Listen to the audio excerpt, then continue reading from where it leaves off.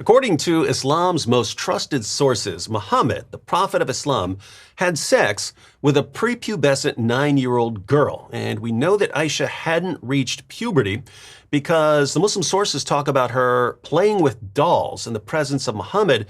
And according to Muslim scholars, girls were allowed to play with dolls only up until the age of puberty. Once they reached puberty, dolls were considered images and they were no longer allowed to play with them. We have all kinds of reasons for believing that Aisha had not reached puberty, according to the Muslim sources. But there are some hadiths that Muslims use in the West to show that Aisha had, in fact, reached puberty. And let's go ahead and take a look at an example.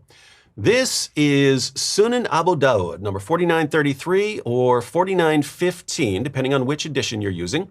And let's go ahead and read something interesting here. So this is about Aisha being taken to the house of Muhammad to consummate the marriage with her. So Aisha narrated, "The Messenger of Allah married me when I was 7 or 6.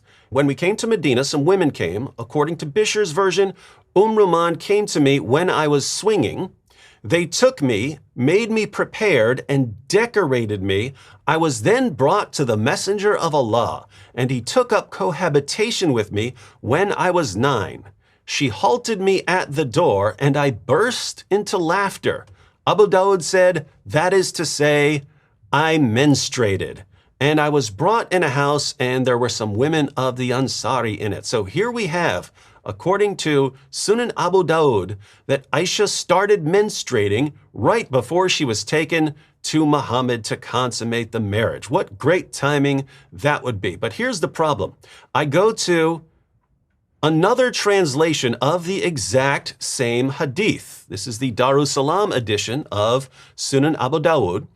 And we read, it was narrated that Aisha said, "The Messenger of Allah married me when I was 7 or 6 years old. When we came to Al-Madinah, some women," Bishr said, Rumman, "came to me when I was on a swing and took me and prepared me and adorned me. Then I was brought to the Messenger of Allah, and he consummated the marriage with me when I was 9 years old. She made me stand at the door, and I started to breathe deeply. Then I was brought into a room where there were some of the Ansari." Hey, wait a minute. What happened to the part about Aisha starting to menstruate? It just says that she started to breathe deeply. Well, now I'm confused, everyone. It looked like we had good evidence that Aisha had reached puberty. She had started menstruating when she was taken to Muhammad to consummate the marriage. And there are Muslims around the world who use this hadith to show that Aisha had, in fact, reached puberty. But I look at a different translation of the exact same hadith, and it doesn't say one word about Aisha menstruating. So now I'm just confused. I don't know who to believe here. I don't speak Arabic, so I don't know which one is correct. I'm in a really, really sad spot right now. Oh, wait a minute. Fortunately, I'm here with my good friend Fadi. David, man, this is an amazing studio you have, man. And the logo, by the way, looks familiar to me. Yeah, it's pretty cool studio I built for myself here. Now, correct me if I'm wrong, but you know Arabic, don't you? Well, the last I checked, yes. Well, this is some great timing because I was sitting here and I just had no idea what I was going to do. And then you're here. So this is great. So let me go ahead and ask you, since you're here. Now, you've got the Arabic in front of you, right?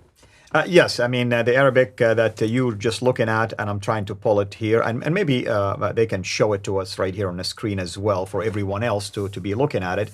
But your concern is that the English is saying something that you're suspecting the Arabic is not, and that's the focus on puberty. Yeah, we're getting two different translations. One says she menstruated, the other doesn't say anything about menstruating. So I was hoping you could confirm what Muslims are telling us, that she had, in fact, reached the time of menstruation, and show us that in the Arabic. Unfortunately, David, your suspicion is correct, and there is no word here in Arabic that denotes the age of puberty or reaching puberty or even anything remotely close to that. Wow. Wow is the word, for So, sure. so we can say that either that's just a mistake, it's just an error. Someone messed up the translation, or someone's trying to be deliberately deceptive to make people think that Aisha had reached puberty. If it is one example, you can say, okay, maybe it's a mistake, but there is an effort here to be deceptive or to try to at least shed the light on something totally different than what the Arabic is saying, taking advantage of the fact that many people probably who will be watching this or reading it are non-Arab. Let's go ahead and look at a passage in Sahih al-Bukhari, and we're going to see something very similar happening, but this is another example that is used by Muslims to show that Aisha had reached puberty. And here it specifically says that she'd reached puberty. So lots of Muslims go to this passage, and I've seen lots of non-Muslims say, hey, wait a minute, the Hadith does claim that Aisha had reached puberty. Right here in Sahih al-Bukhari, number 476. So here we have, narrated Aisha, the wife of the Prophet, I had seen my parents following Islam since I attained the age of puberty. So, since she reached the age of puberty, she's seen her parents following Islam. We have an idea of when her parents started following Islam. So Aisha must have reached puberty well before her marriage was consummated with Muhammad. And so some conclude that she must have therefore been much older. She must have been 16 or 18 or 21 by the time Muhammad consummated the marriage with her. So here, if it really says that she'd reached puberty, this will contradict some of the other hadiths that say she hadn't, but at least Muslims would have a good case for saying that she'd reached puberty if this is in fact what it says in the Arabic. So could you break down the Arabic where it clearly says right here that she had reached puberty? There is no word in the Arabic at all denoting puberty. My suspicion is that they took a word here, aqil, meaning recall, or as far as I can remember, and somehow they're connecting this to puberty. That's my only suspicion here. So this in the Arabic, it doesn't say puberty. It does not. You're saying they're interpreting something else to mean puberty for this. That's right, exactly. Okay, so you're saying that means something when I could recall. That's pretty much. I mean, it has to do with the word aql, meaning brain, here memory. So they're either thinking of it as far as I can recall, or when I started it to remember things. Somehow they're making a connection here to that. And there's no connection, right? There's no connection between saying, hey, from the age I could recall things, and saying, oh, that's puberty. As if when you reach puberty, that's when you start being able to remember things, right? Unless there is a different science that they're following. I'm Some not weird aware stuff. of anything like that. Unless you reach puberty and then you got a head injury, forgot everything, and then all of a sudden, right then, you started remembering things. But I don't know who to believe here, so let's go ahead and take a look at another Muslim translator, Aisha Bewley, one of the most popular Muslim translators in recent years. Let's go ahead and check out her translation of the exact same hadith and see if she agrees with you or if she agrees with those who say that it refers to Aisha reaching puberty. So this is the Aisha Bewley translation there, number 464. It is related that Aisha, the wife of the Prophet, may Allah bless him and grant him peace, said, I have no recollection of my parents doing anything but following the deen of Islam. So she agreed with you. It actually has something to do with remembering certain things. That's right. And Aisha is taking a unique look here. She's saying what Aisha, the other Aisha, the wife of Muhammad, is saying is that when it comes to religious practices, all I can remember is that my parents were always Muslims. So she's not saying Aisha did not remember things before that, but she's saying from a religious practice of her parents, all she can remember is that both of her parents were actually followers of Islam. So that's the angle. So now notice, Aisha's parents weren't always Muslims. Right. But she's saying as long as she can remember, they were Muslims. Correct. But this would mean that she was actually very young, right? Because it would mean she doesn't even remember when her parents were polytheists. She only remembers when they were Muslims. But the other translation we looked at suggests that she'd already reached puberty by the time her parents converted. And so completely different different versions of events. That's true. And keep in mind, when Muhammad even proposed to marry her, Abu Bakr has been following him for years.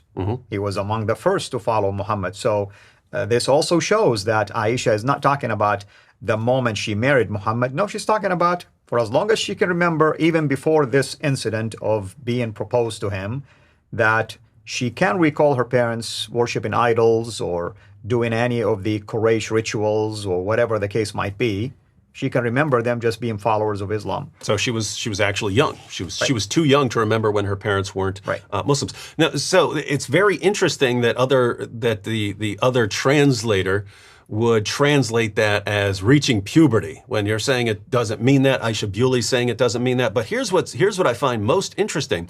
I'm going to go to another hadith in Sahih al-Bukhari where it seems to be giving the same beginning of the exact same story. And here they magically translate it accurately. And so look at this. This is Sahih al-Bukhari number 2297, and it's the same thing. Narrated Aisha, wife of the Prophet, since I reached the age when I could remember things, I have seen my parents worshiping according to the right faith of Islam. So here they suddenly know what it means for Aisha to be saying that from the time she could remember anything, she remembers her parents following Islam. So given the Arabic here, is the Arabic the same? In other words, are the two passages talking about the same thing in Arabic? The Arabic is almost identical. So this is why you can tell it's the English side that is trying to sway things or tilt the balance, if you wish, and try and maybe there is an agenda, as you stated. And you can't blame them. I mean, they know the English audience is going to be disturbed by things like this. So they're trying somehow to lessen the impact and insert the idea of puberty. And so which is interesting because you can find multiple passages in Bukhari which specifically state that Aisha hadn't reached the age of puberty. They even include some commentary by Ibn Hajar al-Asqalani, considered by many to be the greatest hadith scholar of all time, specifically saying that Aisha had not reached puberty when she's taken to Muhammad's house to consummate the marriage. In number 5153 of Sahih al-Bukhari, they even include a reference to Surah 65 verse 4, which says that you can marry and divorce after having sex with a prepubescent girl, and they use that to illustrate Muhammad's relationship with Aisha. So it's just weird that right here in this one spot of Sahih al-Bukhari, they translate something as puberty when, as you're saying, there's no basis for that in the Arabic.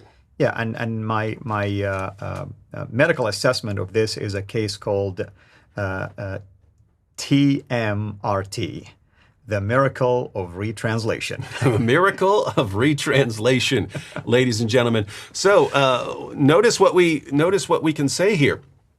There are Muslims all over the world who are really bothered by Muhammad's relationship with Aisha. They're told all their lives that Muhammad is the greatest man who's ever lived and that he was perfect in every way.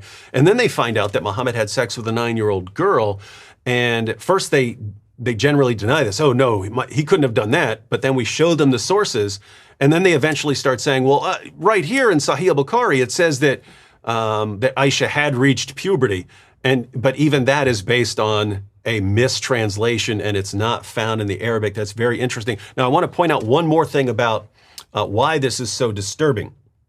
So I'm going to pull up here a passage from an article by the Yaqeen Institute. This is Asadullah Ali Andalusi and Jonathan Brown. Jonathan Brown is a world-renowned Islamic scholar. And we have here them using this quotation from Sahih al-Bukhari, and they don't try to actually translate it as puberty, but they say that it refers to puberty.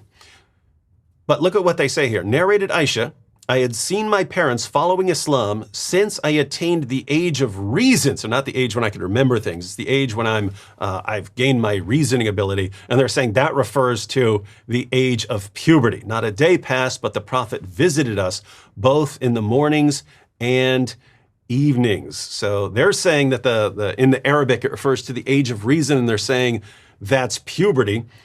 Which is just silly. Even if you wanted to say age of reason, on what planet do you suddenly begin to reason when you reach puberty? That's true. Yeah, there are people who reason really in really sloppy fashion after they reach puberty, and they're very intelligent people before they reach puberty. I mean, I wish they would give us maybe a medical research that was done and saying, hey, we're relying on this research, and that's why we're assuming the age of reason meant puberty. Mm-hmm. But even when you look at the Arabic, there is no such thing as the age of reason. All she's saying is, for as far as I can remember, mm-hmm. has nothing to do with reason, has nothing to do with knowing right from wrong. This is just remembering thing. Age of reason to me is that you know what is right, you know what is wrong now, mm-hmm. and you're accountable for it. Yep. And so you're according to what you're saying, it's actually very simple. She's just saying, hey, as long as I can remember, my parents are following Islam. Very simple, very straightforward. And then you have a mistranslation that then gets used to defend Muhammad. And it's one thing for Muslims to do this. It's one thing for your average Muslim who doesn't know what the Arabic says, who doesn't know how to read this passage and interpret it and understand it, and just reads the English translation and says, oh, there, you see, Aisha had reached puberty. It's one thing for a Muslim like that. They don't know what they're talking about, but I wouldn't think that person is trying to deceive me. But when I see Muslim scholars and they're using it, and they know that it says nothing about puberty, and they're still maintaining that this actually refers to Aisha reaching puberty, I can only assume that they are deliberately trying to deceive their Muslim readers in order to keep their Muslim followers from leaving Islam based on how disturbed they are about this issue. That is very true, and again, I want to give them the benefit of the doubt, at least the Yaqeen Institute. If they can just show us, maybe they have access to a medical research that inserts something like this. I mean, I'm open for the idea. Just let's look at the evidence. Mm-hmm. But this is far-fetched, when you start making claims like this. So what we have is a simple hadith that makes a simple claim from Aisha, gets twisted and mistranslated, and then Muslims who are desperate to defend their prophet run around the world with a mistranslation, and then actual Muslim scholars use the mistranslation in order to mislead their followers into thinking that Muhammad was better than he actually was. Well, thanks, Fadi, for helping me out, helping me with my confusion here, and showing people that all you Muslims and non-Muslims even who are using these passages to show that Aisha had reached puberty, you're either ignorant of what the Arabic says, or you are deliberately misleading and deceiving people. So think about that. And if you'd like more commentary on Muhammad and the Quran from someone who knows the Arabic and can cut through a lot of the nonsense, be sure to check out Al-Fadi's channel, Sira International.